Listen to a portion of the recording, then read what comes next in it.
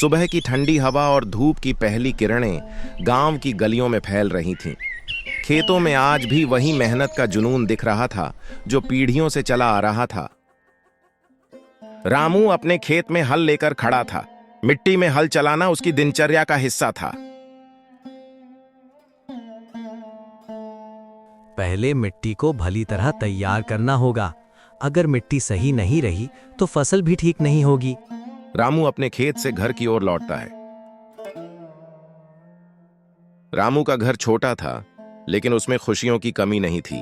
पत्नी और बच्चे हमेशा उसका हौसला बढ़ाते थे। रामू, ध्यान रखना, खेत में ज्यादा मेहनत मत करना, सेहत भी जरूरी है। सीमा, चिंता मत करो, मैं समझदारी से करूंगा। खेत तो हमारी रोजी रोटी है। फसल तैयार थी और अब उसे बाजार तक पहुंचाना था।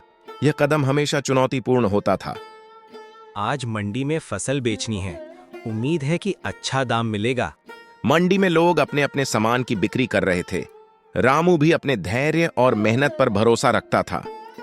साहब, ये मेरी फसल है, इसका दाम क्या होगा? क्वालिटी तो ठीक है, पर दाम कम है, ये ले लो। रामू का मन थोड़ा भारी था। मेहनत तो उसने बहुत की थी, लेकिन दाम उम्मीद के अनुसार नहीं मिला। कभी कभी मेहनत का फल तुरंत नहीं मिलता, पर मैं हार नहीं मानूंगा। पड़ोसी हमेशा एक दूसरे का हौसला बढ़ाते हैं। रामू भी उनसे सीखता है। रामू, थोड़ी नई तकनीक अपनाओ, इससे फसल और अच्छी होगी। हाँ, मैं कोशिश करूंगा।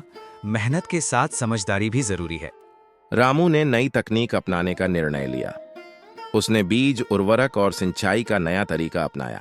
अगर मैं इस बार नई तकनीक अपनाऊंगा तो फसल ज्यादा बढ़िया होगी। कुछ महीनों बाद खेत में हरियाली छा गई। मेहनत और समझदारी का परिणाम दिखने लगा। देखो सीमा, ये नई तकनीक कितनी असरदार साबित हुई। वाह, तुम्हारी मेहनत और लगन ने सचमुच कमाल कर दिया। रामू की फसल अब अच्छी कीमत पर बिक रही थी। उसकी मेहनत ने उसे सम्मान और सुख दोनों दिया। मेहनत कभी बेकार नहीं जाती, बस धैर्य और मेहनत दोनों चाहिए।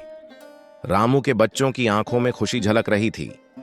पिता की मेहनत ने पूरे परिवार को गर्व महसूस कराया। पापा, मैं भी बड़ा होके ऐसे ही मेहनत करूंगा। बिल्कुल बेटे, मेहनत और ईमानदारी से सब कुछ संभव है। किसान रामू की कहानी हमें यह सिखाती है कि मेहनत, धैर्य और समझदारी से ही जीवन में सफलता मिलती है। चुनौतियां आएंगी, पर उनसे डरना नहीं चाहिए। मेहनत करो, उम्मीद मत खो। फसल जैसी जिंदगी भी समय पर फल देती है।